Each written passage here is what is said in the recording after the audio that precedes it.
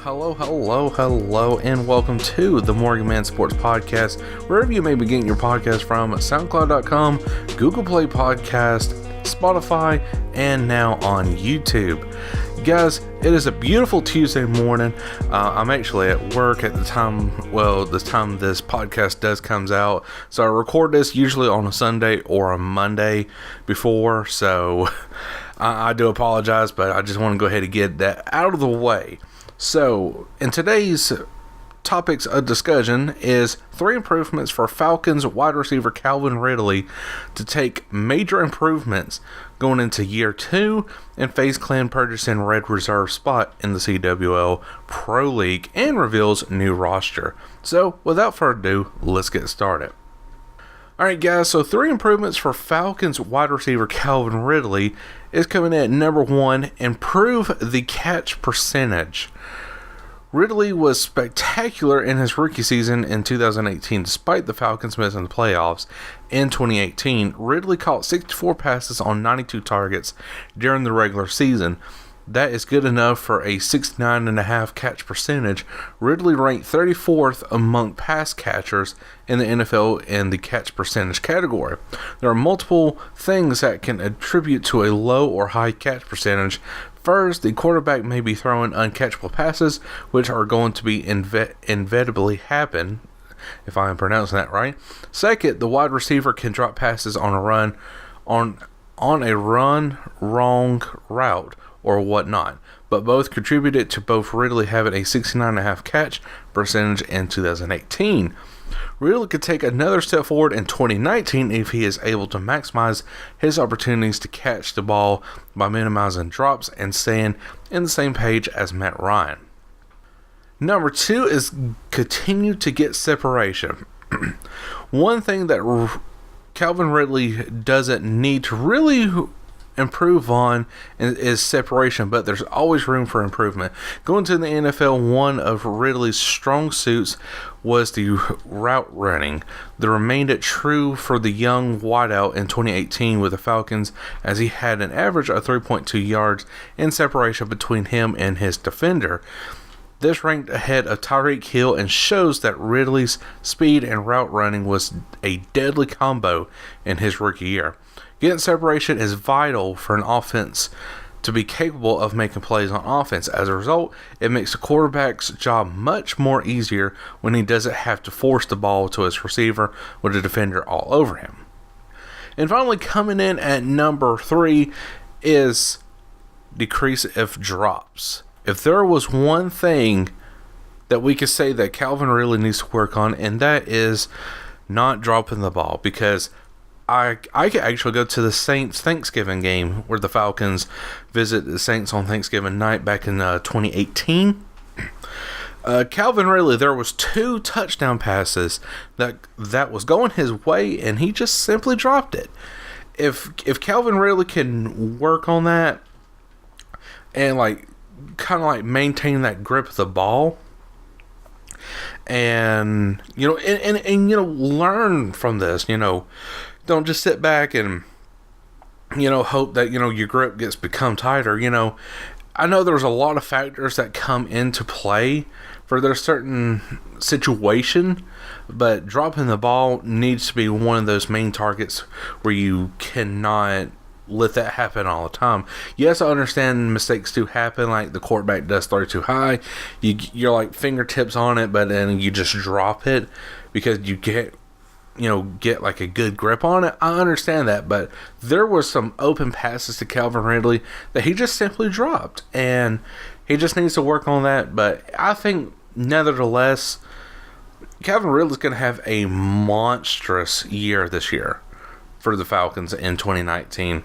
And of course, I'm not going to be like these, fans that are saying oh, we're going to go 13-3 or 16-0 and Calvin Ridley's going to just kill Julio Jones in the process of it. No, that's not going to happen. Calvin Ridley is still in a developmental phase, but he is playing like a pro, and I would love to see him whenever he is out of this rookie contract and saying, 8 years of experience in the NFL. Man, shoot, I would say honestly, he would be better than Julio Jones in a certain situation. But again, I just don't want to get way ahead of myself and just see how Calvin Ridley does in the process. So let me know if you guys think that is good. If that is 3 good representations of what Calvin Ridley needs to work on during this offseason to better prepare himself for the 2019 season. So next up, guys, is FaZe Clan purchases Red Reserve spot in the CWL Pro League and reveals new roster. Although FaZe Clan shockingly failed to qualify for the CWL Pro League in January, the popular organization has found its way into the premier Call of Duty Esports League. FaZe Clan has purchased the CWL Pro League spot formerly held by Red Reserve. The organization announced today the lineup will feature a mix of FaZe and Red players, with FaZe returning FaZe veteran, Tommy Zuma, teaming up with young players MacArthur Zelium, if I'm pronouncing that right, and Obey Asylum, as well as former Red Stars Terry Zero Morris and Matthew Sparks Marshall. It has been rumored for several weeks now that Red Reserve's team, would be disbanding, and that FaZe would take their place in the league, but for most of that time it remained a mystery exactly who would don the FaZe jersey in the CWL Pro League.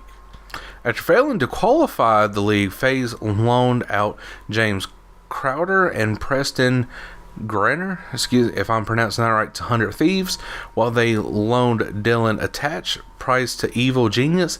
This left only Zuma and Selim on the team, although Selim has been seen playing mostly with FC Black's roster.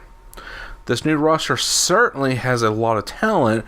Their chemistry may be an issue at the start. However, the team will debut at CWL London next month before resuming play in Division A of the CWL Pro League. They're in 4th place in the division, but it won't be easy to maintain their spot, which would qualify for them for the playoffs. So, guys, to me it sounds like, really FaZe Clan desperately wanted to be in this, and they feel like they got the perfect roster built up now.